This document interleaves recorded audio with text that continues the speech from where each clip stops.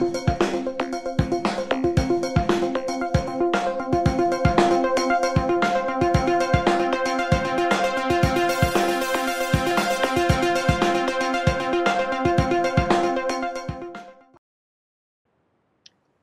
everyone, I'm Poshali Chatterjee. I head the TCS ION Talent Development Center offering and international pre-sales.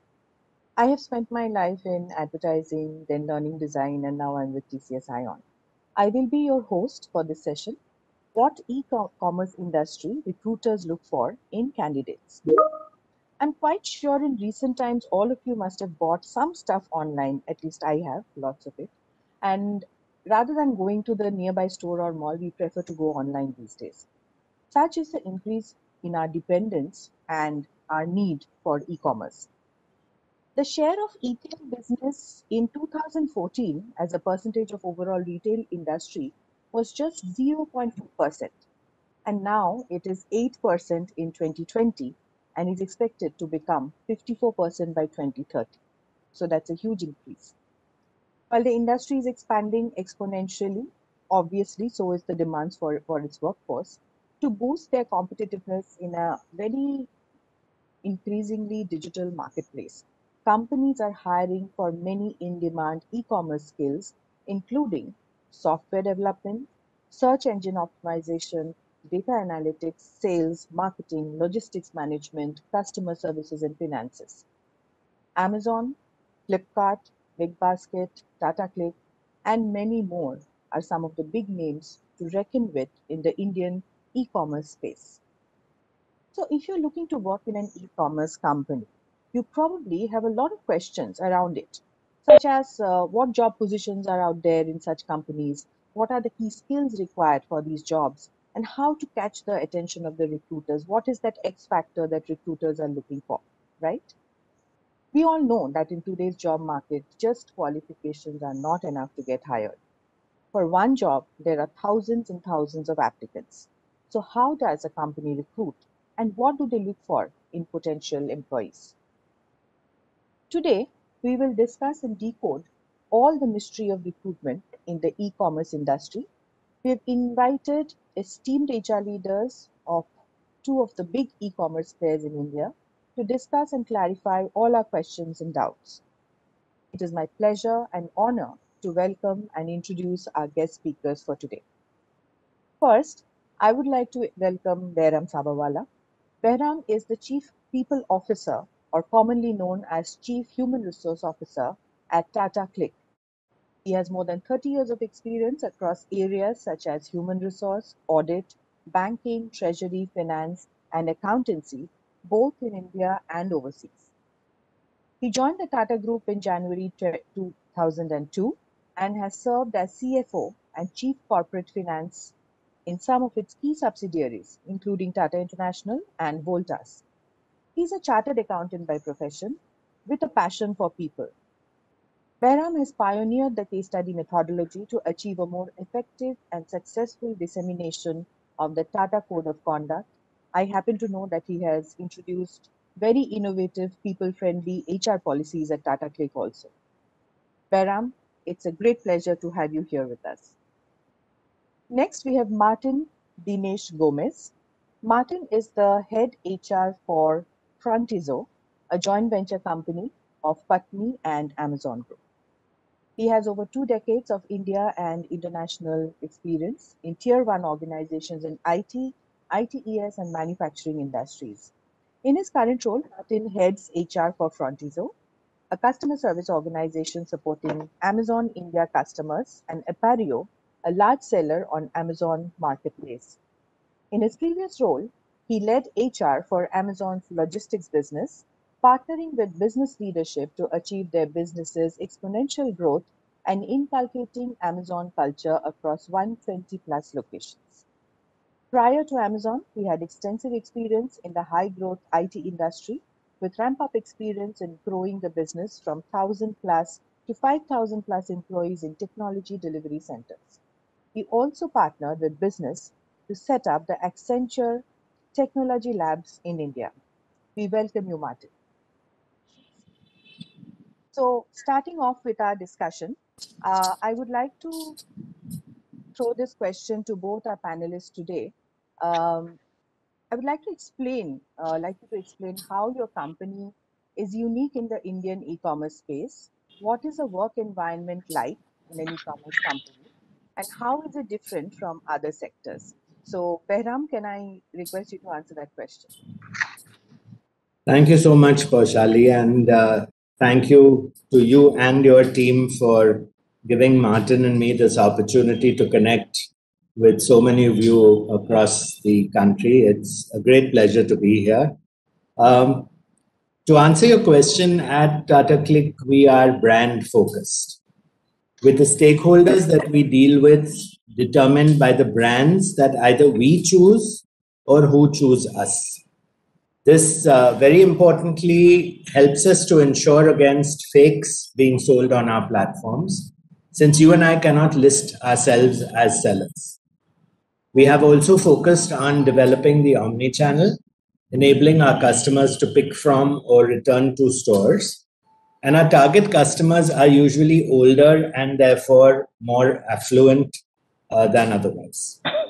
In terms of the work environment at an e-commerce company, I guess I would choose words like vibrant, swift, agile, with most of our colleagues being much younger and therefore much more focused on what we now call instant gratification. And I expect a lot of the questions through this session to be focused on this particular aspect. So all of this serves us well, and it keeps us on our toes more often than not. So, thanks, Behram. Martin, can I ask you the same question? How are you unique? Sure.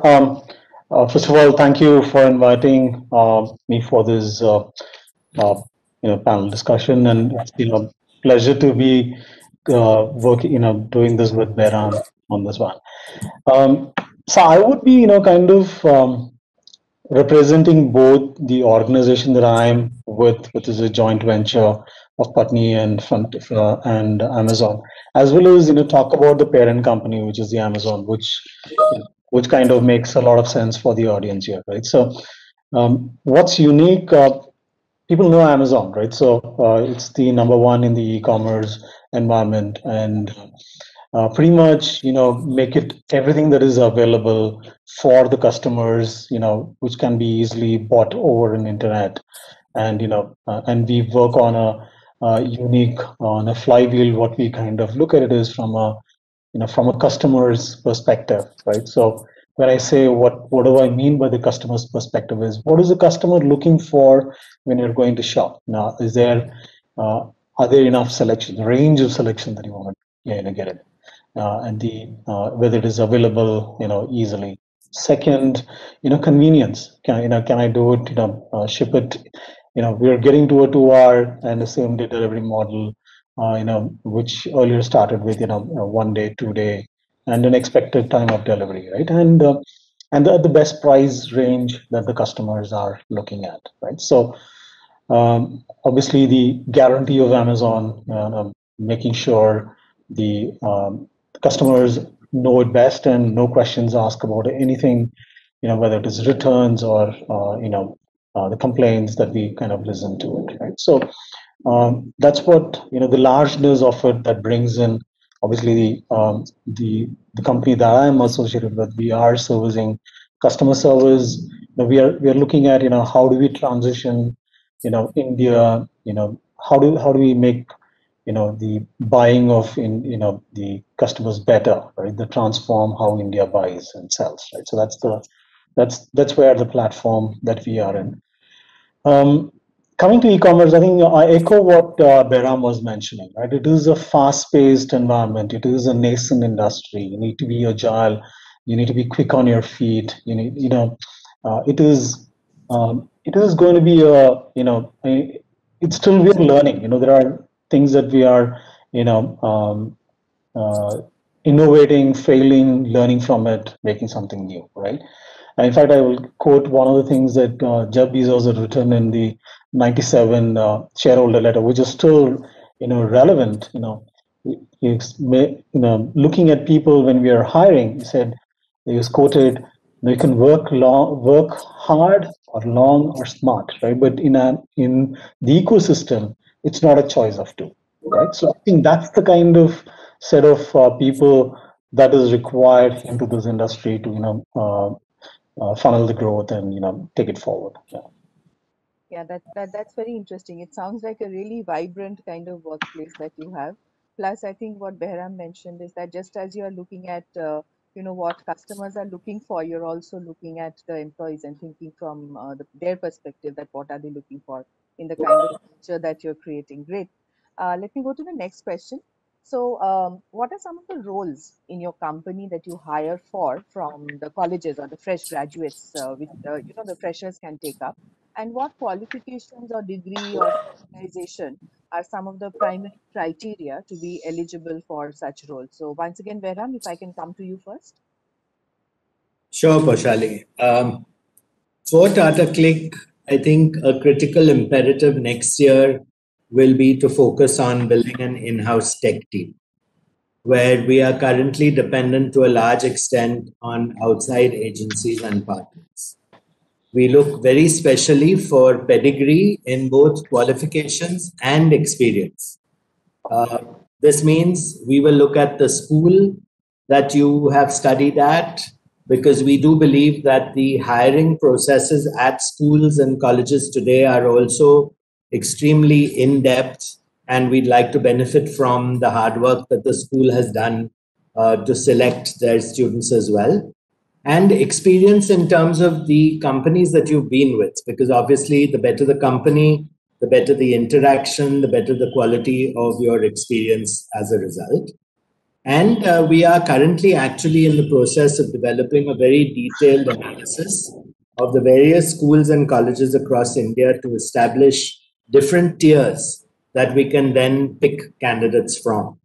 And we will then feed this data into our already existing job bands, where the selection is basis qualifications, experience, and of course the level of remuneration that you've already achieved wherever you're working. We are also looking at hiring not being restricted only to India, but across the globe as well.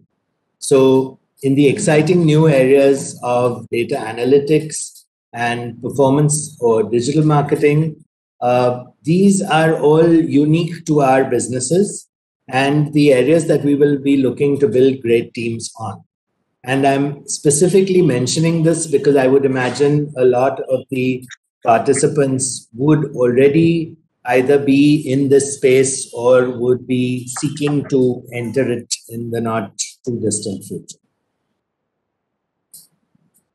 Great. So can I come to you, Martin, with the same question, and especially Sure. with reference to freshers? What kind of roles would could freshers aspire to in your organization?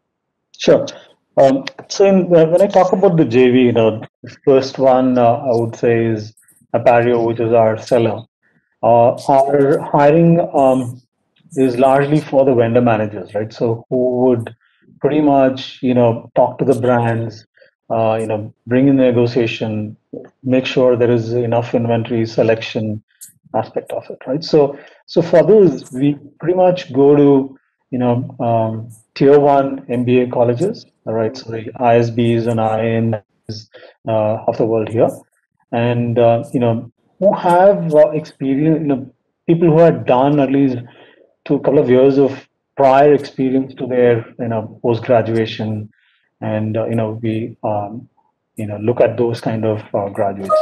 Obviously, we don't emphasize too much on which what kind of experience they had prior. Primarily we're looking for someone who had a couple of years of experience and doing an MBA, who are pretty smart, who kind of are displaying the leadership principles culture that we are looking at, right?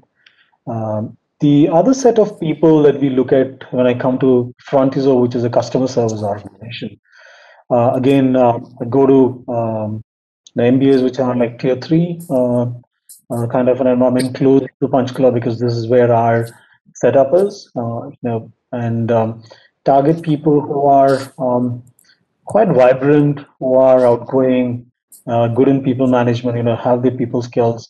Here, I'm not looking for someone with prior experience or not, but if they are articulate, quite understanding of the organization, have done their homework about it, communicate well, loves to work with people, those kind of people that I do. For customer service, associates, which is a large people set of people, which is at the entry level roles. Here we target people who are good in communication, good in Hindi is a requirement as well, English as well as a good requirement. So there is no kind of restrictions around the campus or colleges that we are looking at. Happy to look at anyone who is a fresher, etc. Yeah, so these are the kind of roles that I hire for in the JV. When I talk about the parent organization, all sorts of roles, apart from what I talked about it, the tech is there, tech again, targeted, top 20 colleges in India, those are the targets. Then you go into logistics, there again, look for an MBA grads as well as engineering grads. There are multiple roles, and it's a we are always behind in terms of hiring when we are required. So yeah. Yeah, okay, great. I think it's a wide gamut of Yeah. experience and qualification. So we heard where I'm talking about pedigree as well as technical skills, especially data analysis, and you have talked about communication with a good attitude, so can be fresher, and in certain roles you're also hiring people with prior experience. And one of the things we also like to say is that attitude is everything. You can teach every other thing, but attitude is something that somebody should come with, right? So I think Dixon Anthony and Shobik Pal, they asked the same question. I hope your question has been amply answered by our panelists, so I'll move on to the next question. So for the next question is an interesting one, which is that India is a country where we get about 15 lakh engineers coming out every year, graduating every year, and 4 lakh management students who graduate every year. Now, with the pool which is so big, Behram, the question first to you. How do you filter out the qualified profiles from the lot and narrow down the search and choose the people for your company? So, as I indicated earlier, Shali, we will be looking at a very deep analysis of schools and colleges to establish pedigrees. Also, when you hire people from good to great companies, you do benefit from what will surely be very good hiring processes that they themselves have developed over the years, which is also very important. I'd also like to, at this stage, mention what we use at TataClick in terms of our 5 cultural pillars. And thank you, Martin, for mentioning attitude, because we believe we can train people for skills, but an attitude is very difficult to shift. So when we use our cultural pillars right from the start of a candidate's involvement with us as a company, we take this right through to performance reviews and general assessments of each employee once they come on board. So very briefly, the 5 cultural pillars that we use are customer and data obsession, fast and frugal, benchmark and better the best, fun and fulfillment, and finally, perhaps the most important, if you're looking at it from a people perspective, meritocratic and caring. Now, 2 of these at least, if not more, bring out a very healthy tension between one part of the pillar and the other. So, for instance, it's very easy to be either fast or frugal, but it's very challenging to be both. And obviously, we need to be both. Similarly, for meritocratic and caring, very easy to be one, not the other. Very challenging to be both. So we bring this aspect into every segment of the hiring process. Our recruitment portal that we use is called Lever.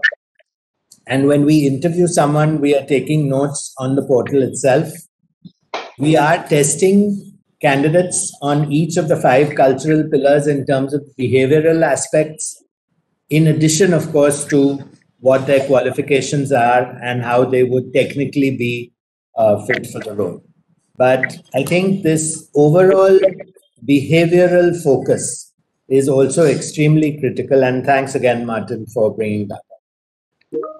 Yeah, thanks, Behram. I think that's very, very interesting because, when we talk to people in colleges, and we run programs which are on behavioral, skills, and generally the sense is that, this is a side activity. This is one of those extra classes one can skip, but it is not true, right? I mean, corporates are increasingly looking at behavioral skills. So that's a great point. Thank you so much. So, Martin, I'll come to you.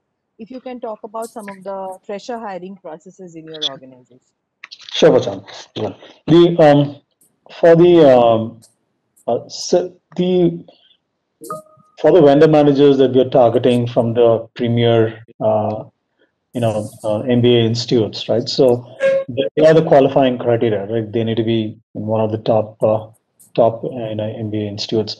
The way it is done in terms of hiring selection process, first we obviously after the filtering of people with a couple of years of experience, prior to their MBA. What we look for is, we give them a case study to come with with their thought process, their analytical ability, the problem solving aspect of it, and their narrative writing skills. Because we are not a PPT organization. We look for people who can write Word docs, and that's not something we're used to in the current day and age. So that is also tested around that.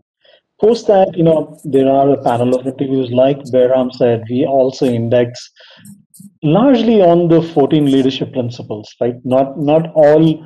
Obviously, the 4 panelists who are going to, not panelists, individual interviews are going to, they're going to be assigned 2 or 3 leadership principles.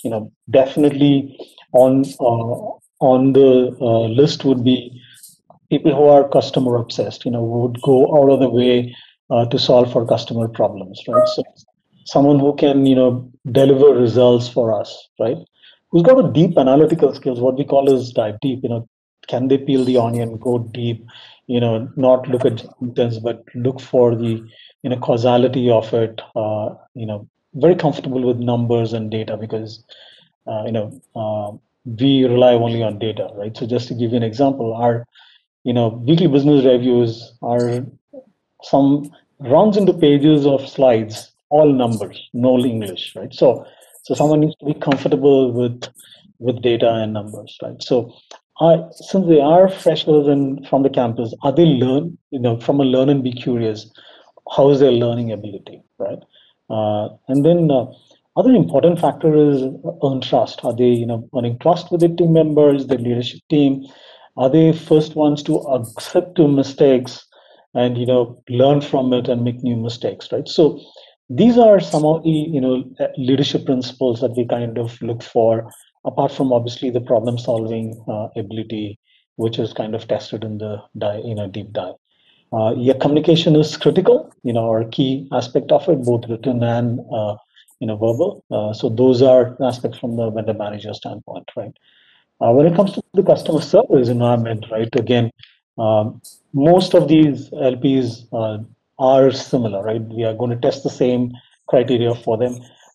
Apart from that, people management comes a critical aspect as well. They might not have had experience with people, but how are they, with the relationship building? How are they comfortable, being a people manager or an individual contributor, right? So those factors kind of weigh in as well. Right? I think these are some of the things that we kind of assess. Yeah. Yeah, okay. So I found that narrative writing very interesting because I think all of us talk about data also, but how to tell a story and how to tell an impactful story, right? And once again, this is a skill that seems to be fairly in short supply, and I think we need to work. Everybody needs to work on it, all of us also. So I think there are a couple of questions which partly I think it has been answered. So one question from Lakshmi Devasena and Fiza Khan is that what are the opportunities for MBA students in e-commerce industry? I think Martin, you answered that, but in case Martin or Behram, you want to add a little bit more to that? Sure, and let me go first. I think, um, obviously, for all of us, we index on the pedigree and which college and campus they come in from. So, and that kind of determines the role that are going in. But having said that, there are other roles as well, right? And e-commerce is a large, ocean, right? So, uh, the roles that whatever we talked about as the critical ones from other, but there are the peripherals which are around. In the larger ecosystem, we look for MBAs for what we call is a team called TRMS, which is a risk management setup. So where people are looked at it, or even for finance, people are kind of looked at from an MBA standpoint. Because there are some tax teams which are there. Likewise, there are KPOs kind of setups which are there. So those are areas where people who are not coming from the pedigree institutes are looked at, right? And people are made careers as well, right? So I think those aspects are there, and also in the logistics environment. But freshers will be very minimal to start with in the logistics industry, but there are some opportunities as well. So where we kind of hire team leaders who will manage a delivery station in the cities that we are operating, right? So those are the the first line managers for the station out there, managing a large set of delivery associates there. So opportunities are plenty, but you need to find out how do you kind of get those opportunities there. Yeah. Yeah. All right. Behram, you want to add? I just like to say that you create your own opportunities, and obviously the school that you come from or the experience that you've already gained will position you for a particular set of roles, as Martin alluded to. But at the end of the day, it's up to you. It's up to your ability to create that interest in the organization uh, to hire you. It's up to you to determine how visible you would like to be.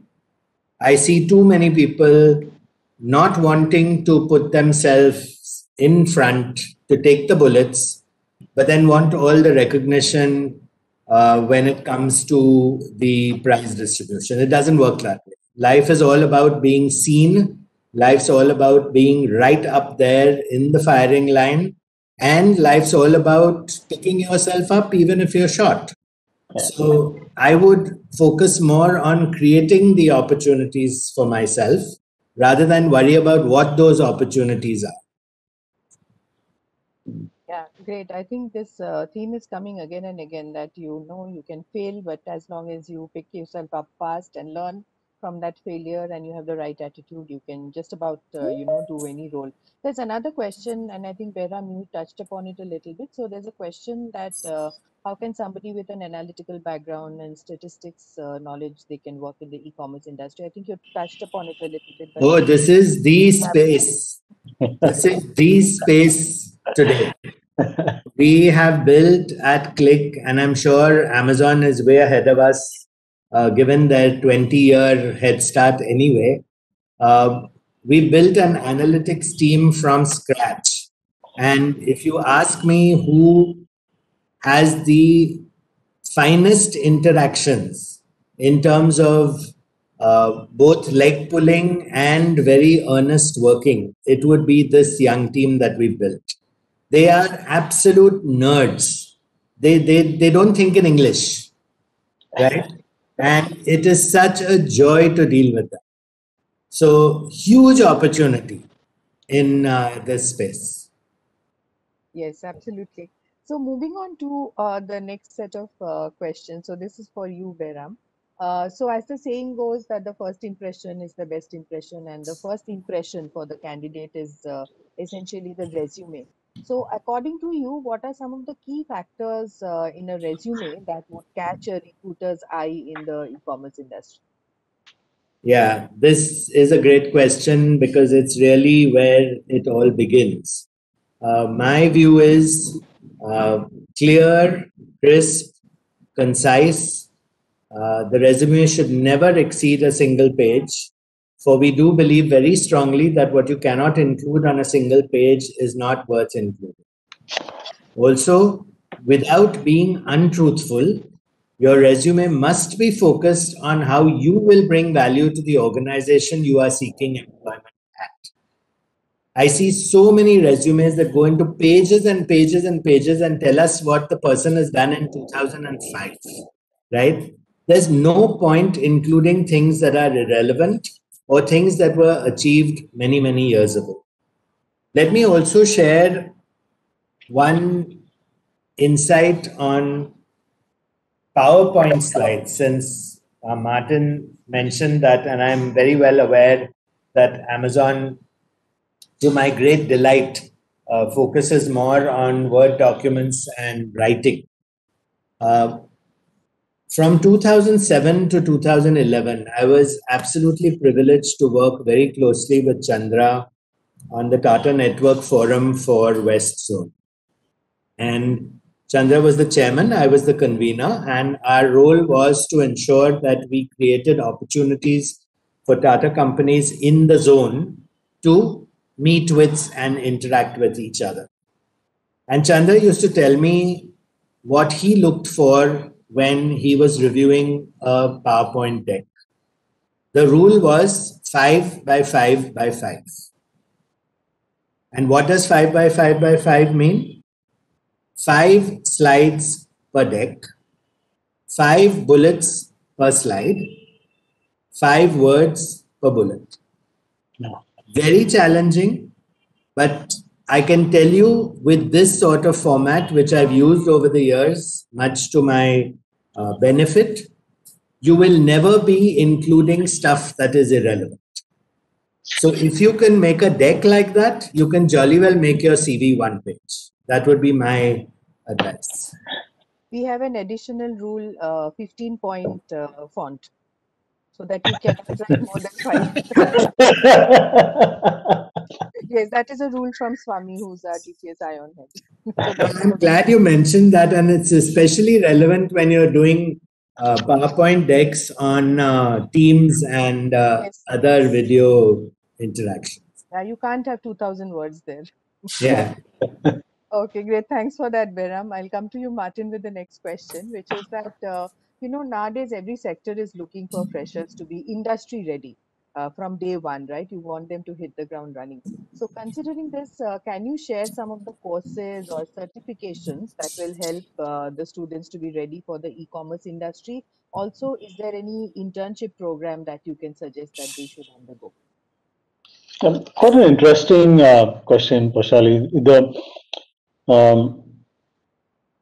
From a see any certification is an additional learning for people, right? So if you are it's primarily about what the individual wants to do and wants to be known at, strengthen, learn, go and take those additional certifications and learning beyond what is being taught in their campuses, right? I think that's what would be my short answer would be for them, right? So for e-commerce, learning is critical, right?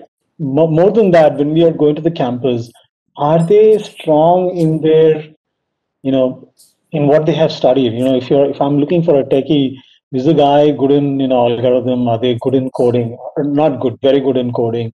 And, the strength comes in that. And I think you need to be excelling in that. Be the topmost in that, because if you want to be working for a top company, then you need to be there, up there, competing and giving your best more than what is required, right? So so from that standpoint, any certifications, any courses that will strengthen and help them learn is definitely going to give them an edge, right? But don't focus on in an industry as such, but more so about what is the career that you want to build, and then be get focused on that, right? Because the right now, you don't. I've seen people who don't have clarity in what they want to do, right?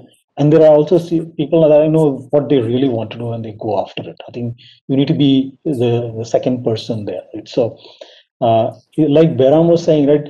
You need to create that opportunity. You need to focus on yourself. You need to, kind of, uh, be in the firing line and take it up. I think that's the critical part. And so whatever that certification, because we don't look for as this individual, he or she has done this certification or not, but in the profile, is the person done more than what is in the campus. And when we speak to the people, are they really strong in their functional, whether it's coding or whether they are the functional ability in finance or in their courses that they're doing in the MBA, right? I think that's what I would say as the 2 cents. Yeah. So what I hear you saying, Martin, is that essentially whether the person is pushing the boundaries in terms of learning, has the learning agility to, and has curiosity. Maybe curiosity is Sure. another aspect, right? Yeah. Where which everyone is looking for these days. That whether you're curious enough to ask questions and Yeah. go beyond Yes. what perhaps your current area of operation and do Yeah. certain additional Yeah. Yeah. certifications, learning, Yeah. whatever. Absolutely. Great. So, So Paushali, if I that's if I may just add a bit here, um, I think people who are willing to continuously learn are what we're looking for. Because the day you stop learning, you're dead. The only problem is you're still breathing, right? So that is the sort of commodity that ends up as being part of the furniture. So continuous learning is, I think, important, and people who show that they are interested in things beyond what they already know, they are the ones who will be willing to raise the bar. And I think that's what we look for. absolutely. And I think in your industry, you are dealing with various kinds of people and, areas, etc. So widening the horizon of knowledge would probably really help people to deal with different types of customers, different types of products, etc. Right? I mean, that is my understanding So from. if I can tell a little story here very quickly. When I moved to Click, I moved from Africa, and when I came in, I was absolutely infuriated by data that showed that some customers would order a shirt and return an old torn rag saying, "This is what you sent me," and keep the shirt. And it used to get my goat, right? Because it's unethical, right? When we looked at the data, we found that the proportion of customers who did this was perhaps 0.02%, right? And I very quickly learned, and I'm relating the story linked to the continuous learning piece, that you cannot make rules to deal with the errant 0.02%, which would completely vitiate your customer experience for the balance 99.98%. And it really opened my eyes to the fact that you could talk excellence and perfection, but there are times when you have to accept that the environment throws up a particular challenge, which you must take on the profit and loss account as a cost of doing this business. So it's just something that I keep relating back to, because it was something that really used to annoy me. Because my company, my product, my customer behaving in this manner was not acceptable. But I've learned to swallow my pride and get on with life. Yeah, that's a great story, I think. Yes. And we need to keep learning no matter how much experience we gather, right? Okay, so next two questions I think we've already kind of covered, but I'll still quickly go and ask them. So this one's for you, Behram. So this one is about the fact that job roles have evolved over the last 10 years, and today many jobs require multidisciplinary skills. So can you share some such roles in your industry and corresponding skills that aspiring candidates can pick up? Sure, Paushali. Again, we've mentioned a bit of this earlier. Exciting new opportunities have emerged across the tech space, more specifically across both product and engineering. Analytics is an area that is fresh and new, as is performance or digital marketing. My belief is that it is critical for someone at an early career stage to be a specialist, perhaps even an expert in a niche area. There is more than enough time for you to grow into being a generalist as you progress through your careers. And I honestly cannot understand a 20-year-old who says he's a generalist, right? You could not have had the time to get to being a generalist. You have not focused on a particular niche area in which you could have perhaps succeeded far more than this focus on being a generalist. So I would imagine that that's something that you need to reserve for much later in your career. Great. And the last question is around the importance of soft skills in the e-commerce industry. The question is for you, Martin. I know we have already spoken quite a bit about it, but if you want to add anything further, you can. You can. No, it is very important, Paushali. Because I think the soft skills pretty much kind of gives you the edge, right? If you can't communicate, right, how will you kind of share your ideas and thoughts and get your stakeholders to sign up for anything new that you are coming in? So you need to be really good in communication. Get your when I say communication, I'm not talking about flowery languages and things like crisp and articulate to the point, like was like Behram was saying. I think that's a good thing about 5x5x5, right? So the PPT, like for us, we have a our narrative document shouldn't be exceeding 6 pages, right? So but and every time the feedback when we talk about the narrative is it narrating the right, is it flowing, is it crisp, are you lost in thoughts, right? I think that's a important one. Second is being team player. You can't it's not a an organization is not made up of rock stars. Even one of my friends used to say, even in a rock band there's only one rock star, right? So it's a team game. If you win as a team, not as a individual, right? I think that's the critical part. And obviously for us, the 14 leadership principle. In fact, for me, when I 8 years back, when I started the journey here in Amazon, when I saw those 14 leadership principles, I saw them as 14. Someone has finally figured out what are the 14 common senses that we need to learn in a corporate world. And and if you just follow that, I think you will be successful anywhere. I think whether it's in your personal life or in your professional life. Yeah, in personal life, you just don't be overtly self-critical with your spouse and tell them that you did wrong, things like that. But stay away from some of the leadership principles. But largely, I think those 14 leadership principles are I viewed as a common sense. In fact, I go back to my college days, and when I was graduating, our chairman was saying, beyond the functions, what will make you successful is your common sense, right? So use them. And not many of them use it. Is what I think. Common sense is quite uncommon. Uncommon, yeah.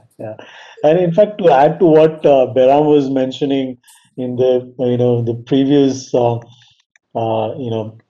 bit about the roles, right? So one of the things we look for focusing currently is on the fluency. What we say is business, technology, and operations, but that comes in later. And Behram was saying, I keep telling people first 10 years is your foundation building. Get deep skills, right? So go deep and build those foundation. Don't look for vertical growth or or which will kind of give you a faster growth in terms of title, but look for those deep, functional skills, which the brand that you're building. Right.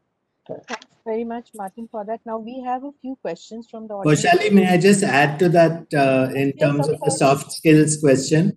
Yes, of course, Behram. Please go Yeah, ahead. so soft skills are always critical in terms of both ability, which translates to a great impression on the interviewer. For we are always, ultimately, we are all human beings, right? And also, perhaps more importantly, in terms of the candidate exuding the required confidence through the interaction.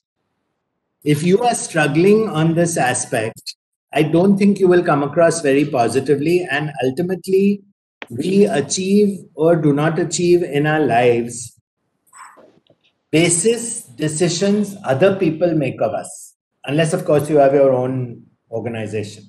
Right. So, at each stage of our development, there is someone else who will decide how much increment, bonus, whether promotion, not promotion, right? But you can't blame the other person for not letting you have what you believe is your right, because ultimately it's your responsibility to provide the decision maker with the right perception. And I see too many people struggle with this aspect. If there is always someone else to blame for something that happens to you, right, you're never going to be able to drag yourself out of this quicksand. So I just wanted to leave that on the table as well. Yeah, that's a great life lesson. I think everybody needs to learn, Behram. And the confidence point is very interesting because sometimes, if you're confident, if you've made a couple of small errors, interviewers would tend to overlook it, thinking that you'll probably make it up and one can train you up on that. But you have the confidence and you believe in yourself, right? Great. So I think one question was that somebody with a BCom or BCA kind of BCA or BCom qualification, can they get a job in the e-commerce industry? And if yes, what kind of role? So this has been asked by Preeti and Rishabh and Rehma. So, Martin, if I may take that, I think Martin's already covered this in terms of the roles beyond tech. He talked about finance and fulfillment or logistics. But my question to the people who've asked this is, you may get a job currently with the graduate qualification, but you must be looking to expand this to a much deeper foundation. As we talked about, what should your niche be? What should your expertise be? Right? Because the sad part about the Indian education system is that it doesn't make us think beyond what we are supposed to mug up from the textbook. Right? So I call it a mug up and vomit, which is what unfortunately describes this situation quite perfectly. Those of us who've had children transition from the Indian to a system overseas have seen the difference, right? We've seen how children blossom when they are challenged to think, and not when it's all about just developing memory power that will enable you to repeat what you've read multiple times in a textbook. So there are opportunities for graduates, surely there are. All the other factors will come into play in terms of whether you are able to get into a great company at this stage or not. But please look to furthering this to make it more valuable for you yourself. Yeah, thanks, Behram. There's another question by Aarti Dhiman, which has been answered, I think, and she asked that can you get a job without an MBA degree? So I think both of you have answered that. Another question from Fenil Gandhi is that do recruiters of large cap companies shortlist fresher chartered accountant candidates based on their attempts in qualifying as CA, as all chartered accountants are qualified? Okay, so that's the question. I think uh, he's talking about the fact that if somebody has attempted the CA but not become a CA, would you consider such a candidate? Well, Martin, with your permission, since I am You are the best because you come from that background. I myself am one. I struggle when people say I am a CA intern. Right? What it means is you pass the intermediate, but you've not cleared the final. I struggle when people say I am a second year BCom. Right? What does this mean? So I would not be very compassionate. If I can recruit a CA, why should I be looking for someone who hasn't finished the final? And the whole point is there are so many available candidates today, right? The pot has become huge, and that's another big challenge for young people. There are too many fighting virtually for the same position. And I read a great article in the Times today in the Speaking Tree column, if any of you look at that. And it was an amazing article about why we don't need to be competitive. We need to focus on contributing. So it was all about competition versus contributing. And the writer focused on one particular aspect that I liked very much. He said, contributing is unfortunately linked with giving, right? And contributing doesn't mean you're making a donation. You can contribute to yourself in terms of development, learning, and all the other things that we talked about. So please take a look at this if you have the opportunity. It's in Speaking Tree. It's on the penultimate page, and it's written by a BJP General Secretary somewhere in India. Amazing article. It really opened my eyes to an area that I'm extremely passionate about, but it looked at it with a completely different lens. Sounds very interesting. It reminds me of the Adam Grant concept of givers and takers, right? So, okay, very interesting. Last question, but an interesting question, which I can't resist asking, is I think Junaid is asking if a student has work experience in his own e-commerce startup, will it negatively affect his chances of getting selected?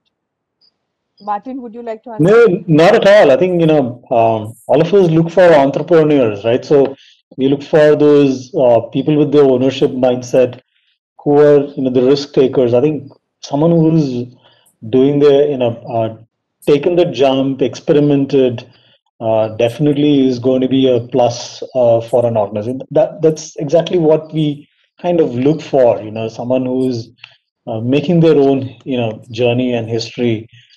Doesn't matter whether things have been successful or, has been a failure, because that's how you learn, right? All of us have, stumbled and fallen and then gotten up. So that's been our career or even our life journey has been, right? So this is going to be a additional plus, in terms of people who have done their own e-commerce and wanting to come and join the larger e-commerce system, because they would understand the industry better. They would have known the customers well. What are the pros and cons of it? Adds value to it. So what? Yeah, it's a bold yes. So yeah, in caps. So Paushali, if I may, I want to say three things. Number one, please send us your CV. Number two, fail fast and fail frugal. It's on our fast and frugal cultural pillar. Number three, Paushali, you'll remember Tata Innovista has a dare to try category. Yes. Right? Where we celebrate failures. Absolutely. Yeah. So whoever you are, don't worry about it. You've tested the waters. It's perhaps been too hot for you. No problem. There's lots of other opportunities. Great. Thanks so much. It's been really very, very engaging conversation and so engaging that we have gone a little ahead over time. Any last thoughts from both of you, and then we can wrap up? Martin, you want to go first? Yeah, so I have three things that I want to leave, or maybe add the fourth one after hearing something what Behram was mentioning. First one is, there are no shortcuts, to crack a job interview. It's hard work, preparation, being present and presentable. That's when I say hard work, preparation, one is be good in your records. Two is, learn about the industry, prepare, understand the organization before you come into the discussion, right? Second, it's more a philosophical one. It's about um, don't be in a rat race. All of you will get a job. Don't be in a rat race. One of my managers used to say, in a rat race, only a rat wins, right? So we are living in a world of abundance. In fact, I shared this with Behram when I had a discussion with him couple of months back. So we are living in a world of abundance, right? So excel and also help others to be successful and excellent. A third one is, stay connected with your friends, right? Make time and effort. Don't get lost in your being busyness mask that you wear, as you start in your corporate journey. And the fourth one, I just wanted to add after what Behram was saying, which is something which I use when I make my career decisions, right? So I take it a year at a time, and I look at it: am I learning? Am I contributing? Simple two things which I kind of look at it to make my career decisions. Am I? If one of that is missing, I think it's not a mutually beneficial or relationship either for me or the organization. Yeah. Thank you. Thanks so much for that wonderful wrap up, Behram. Uh, I'd like to leave everyone with what I call my 6 lessons. And the 6 lessons are: be empathetic, be prepared, be responsible, be respectful and disciplined, deliver on every single deadline, and finally, my favorite one, just say yes. Don't ask questions. I find it extremely infuriating when we offer people opportunities beyond what they're doing. And the first question is, will I get promoted? What's in it for me? Right? That's your job to go out and deliver first. Right? Deliver the value we seek and then see what happens to you. You won't even be a cloud, you'll be a star. So this just say yes is something that I'd really like to leave you guys with. Don't try and find out what's in it for you before you have delivered. And whatever you do, have no expectations. When you have no expectations, you will have no disappointments. And all the very best from all of us. So that's a wonderful note to sign off on, Behram. Just say yes. So thank you, Behram and Martin, for making time to share your rich experience and thoughts with us. As I said, it's been a really engaging and interesting conversation. And I'm sure that our audience has also benefited from this session. So to conclude the webinar, I would like to mention that e-commerce has really opened a gamut of opportunities for people who are looking for jobs across a spectrum of skills. And there is really no better time than now to get immersed in the world of e-commerce. You heard a lot of interesting insights from Martin and Behram. All you need to understand and do is to align yourself to the needs of the industry, which was so well articulated by our speakers today. And I'm very sure that you will have a very happy and prosperous career ahead of you. So with that, I, Poshali Chatterjee, sign off. Stay safe and stay well. Thank you.